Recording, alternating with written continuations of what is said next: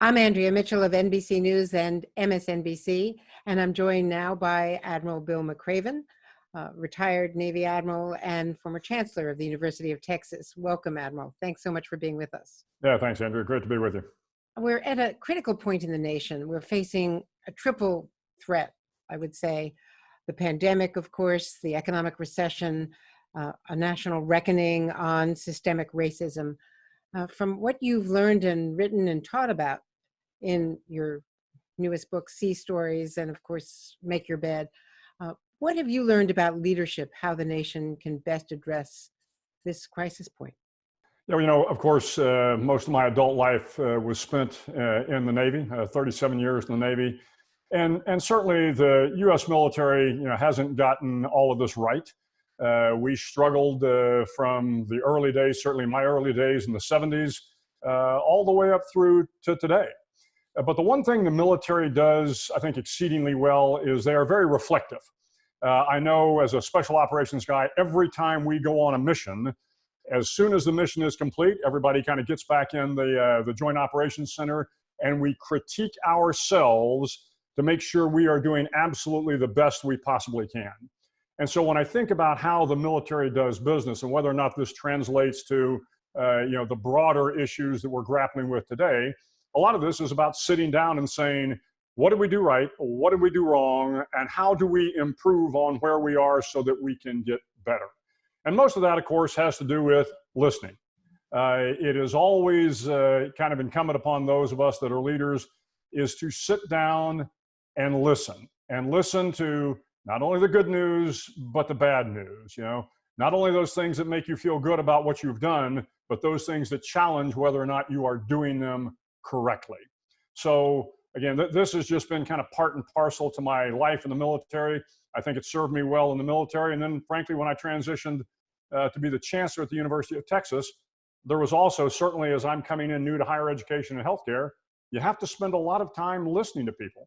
And I would offer to those folks that are out there in those positions today, spend time listening first, be reflective, figure out what you're doing wrong, what you're doing right, and then move forward. It's so interesting that you should say this because I was just reading a manuscript of a forthcoming book by a career FBI colleague. And he talked about a hot wash, about always coming back from a mission and asking what went right, what went wrong. And it strikes me that I don't think that is part of police training. It's not universal. Yeah, I can tell you from the police forces that I have spent time with in the past, it is. It's a daily routine. And when we talk about a hot wash, that's a hot wash up, so you're, right. Again, you're getting reflective, whether it's the FBI or certainly in my time with the University of Texas Police Department, which was 800 police officers that are on 14 different campuses around the state of Texas. And every time, an event happens, there is always an opportunity, once again, to be reflective, to say, did we do this right? Did we do the right procedures? The great thing I found about campus policing, and I think there are levels of policing and frankly, levels of how you have to adapt and deal with the people that you are trying to police, is campus policing is a very, very nuanced, very kind of community-based policing effort where the police have got to recognize they're dealing with young men and women that are 18 to 21 years old. They don't always make the right decisions. You have to be respectful of who they are, but at the same time, you want to make sure that you don't put them in a position where whatever they do that might be awkward at the time of being 19, somehow puts them on a bad path for the rest of their life. It is a very refined caliber of police work, and I can tell you, I always was amazed at how they took some of the more difficult challenges on the campuses and dealt with them very effectively. But when things didn't go well, and they didn't always go well, they absolutely came back and said, okay, what can we do better? Again, I can't speak for the rest of the police forces around the country, but this was something I know that I saw with the campus policing effort. How does the military succeed so well in combining people from so many different backgrounds and creating a cohesive force? Well, as I said at the beginning, I'm not sure we have always done it well. In fact, I know for a fact we have not always done it well. If you go back to the early 1900s, of course, we were a segregated force. Right. World War II comes along and we still had segregated. The Tuskegee Airmen were separated and segregated. Then in 1948, Truman passes the integration. And what you saw was in the 50s, there was a marked increase in the number of minorities joining the service. The 60s, of course, accelerated this with the civil rights movement. But I came in the 70s.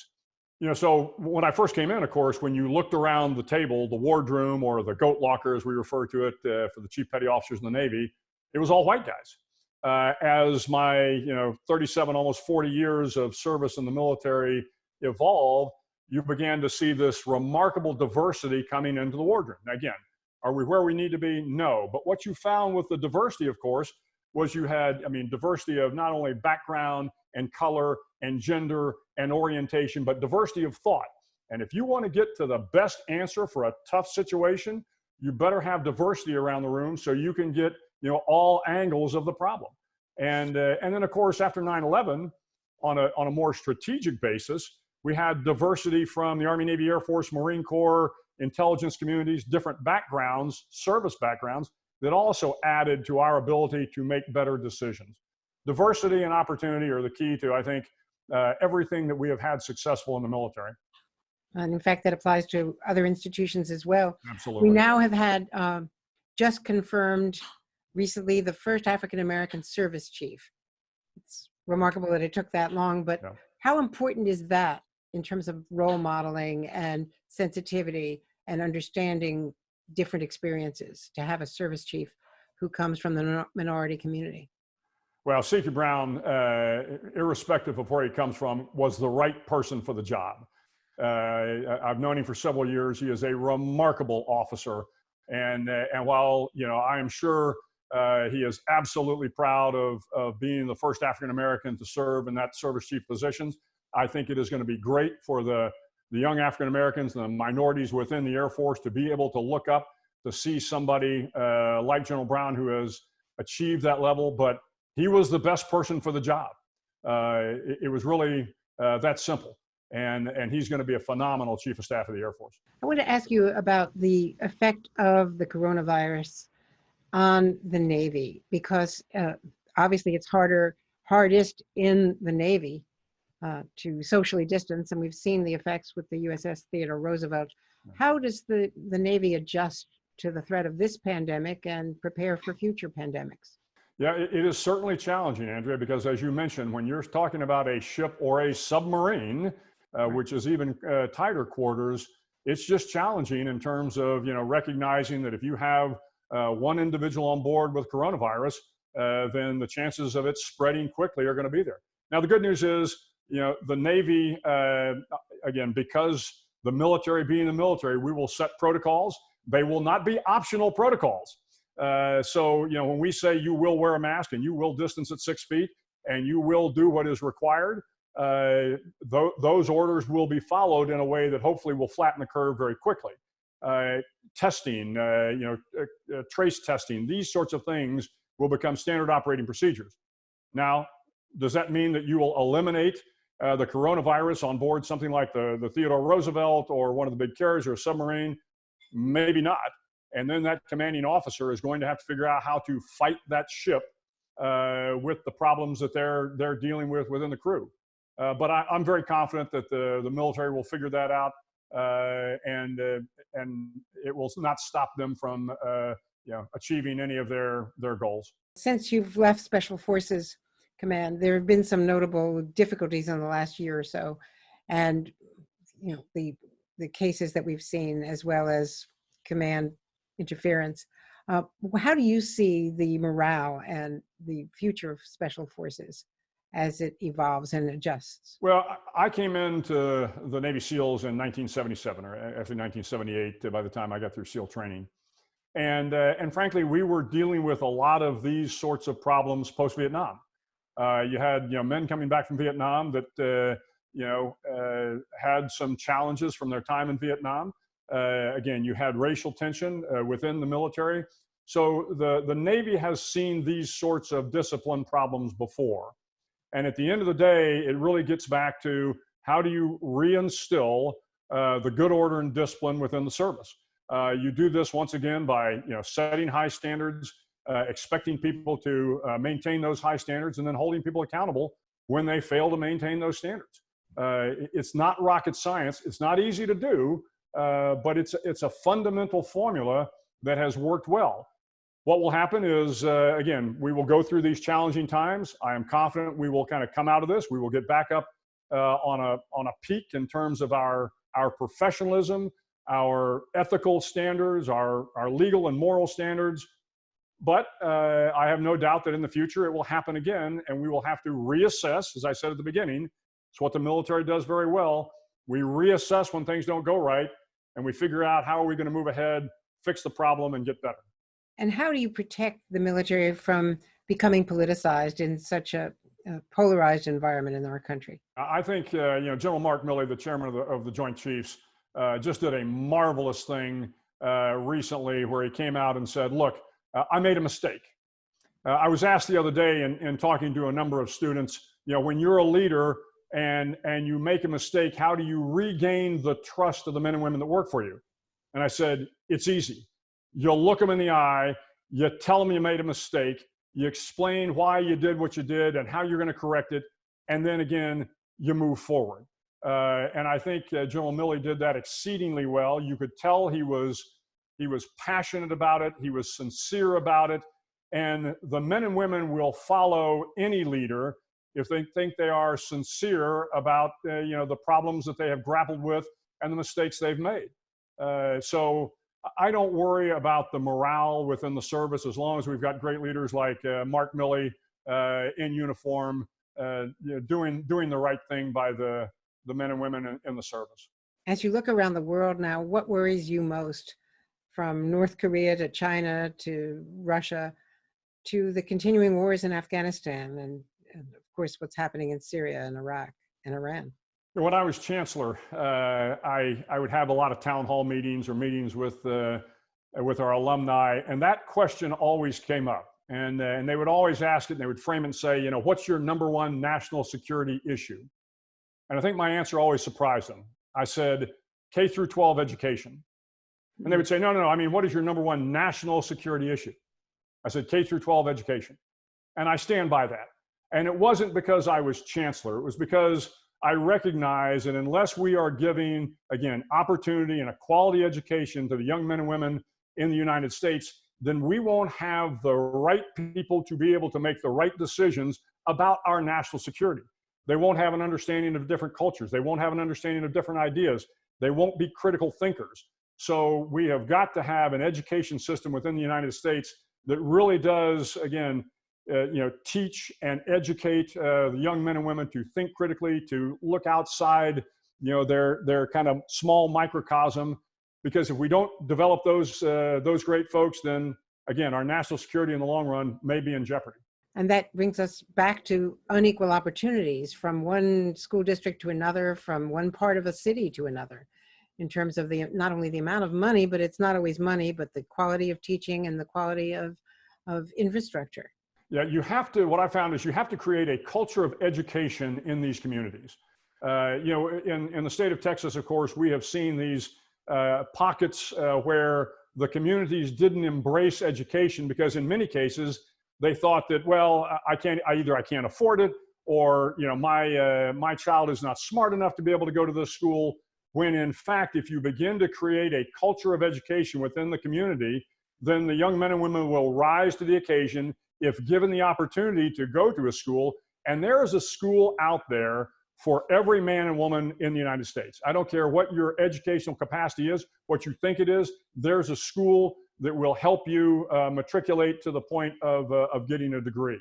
How concerned are you about what's happening during the COVID-19 in that in many places across the country, they don't have broadband, they don't have access to the online teaching. And perhaps because their parents are still working on the front lines and are not able to help with homeschooling, they're not getting the reinforcement at home that they need during this long stretch. It is absolutely a problem.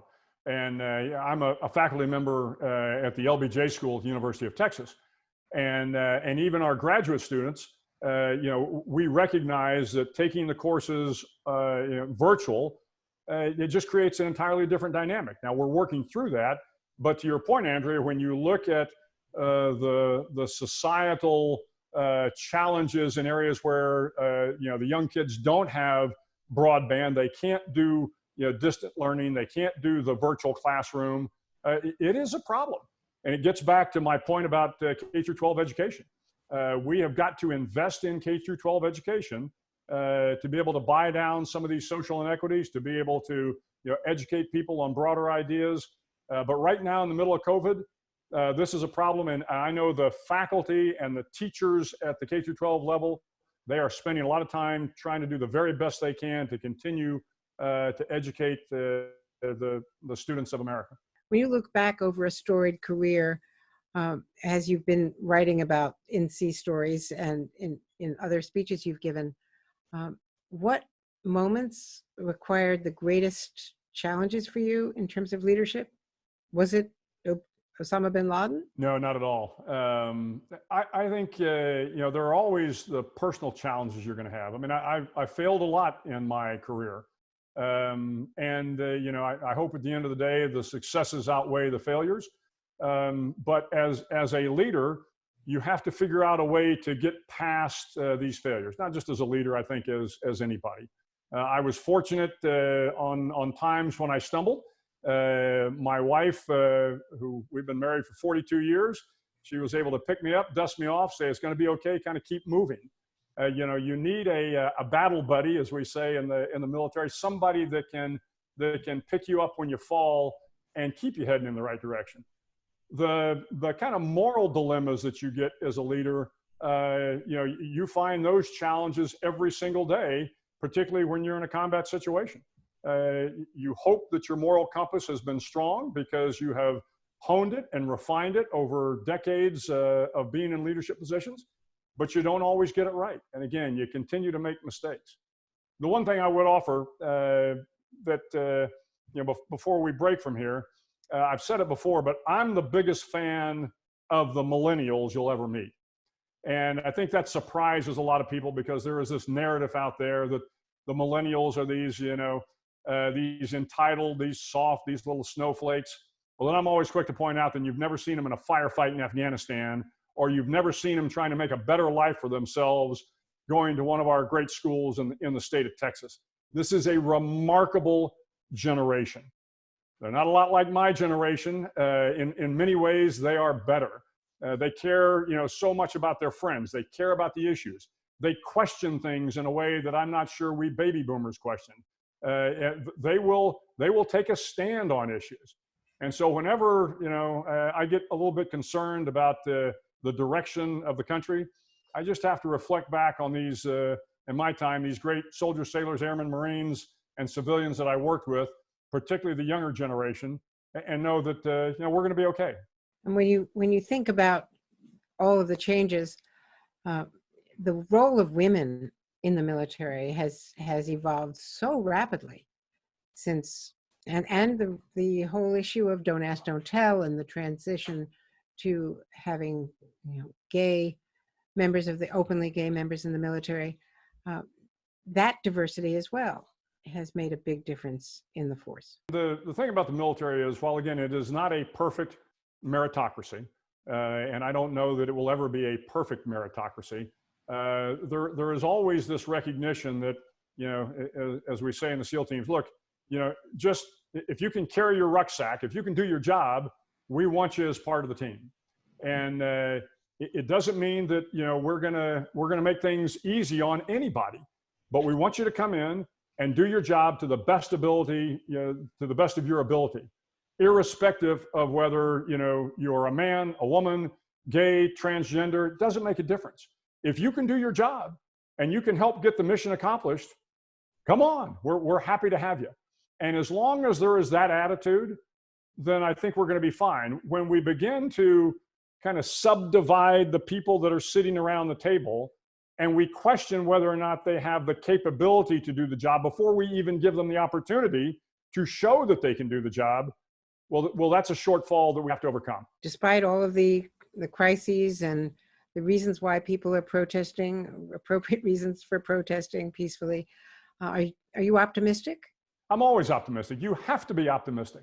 For all the problems we have had in this country, I still contend we are the greatest country in the world. And if you can look at where we are now and know that because of the protests, because of the changes I see coming, we're going to be better. We're going to be better next year. We're going to be better 10 years from now. We're going to be better 100 years from now. And this is, I mean, again, it's tough now, but if you can kind of get past this veil of darkness and look past it, I think what you see is more promise in the future. Doesn't mean that the next year or so isn't going to be difficult. But I remain optimistic because, once again, I've seen the young men and women that are coming up that are going to take the place of us old guys out there, and there's some remarkable Americans. And I'm proud of what they're doing. Don't agree with everything, but I'm proud of what they're doing. And I think it will make for a better country in the future. It's an honor and a privilege to be talking to you today. And thank you so much for participating in the Aspen Ideas Festival. Thank you. My pleasure. Thank you very much, Andrea.